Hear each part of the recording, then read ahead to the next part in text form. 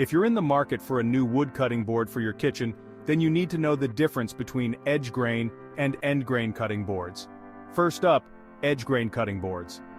These are made by arranging wood planks side by side, creating a surface where the grain runs parallel. They look sleek with a striped pattern, and are pretty durable, but they can show wear over time as your knife cuts across the fibers. Great for everyday use, but your knives might need sharpening more often. Now let's talk about end grain cutting boards. These beauties are crafted by positioning wood blocks with their cut ends facing up, forming a checkerboard pattern. They're incredibly durable and self-healing, meaning they hide knife marks well and keep your knives sharper for longer.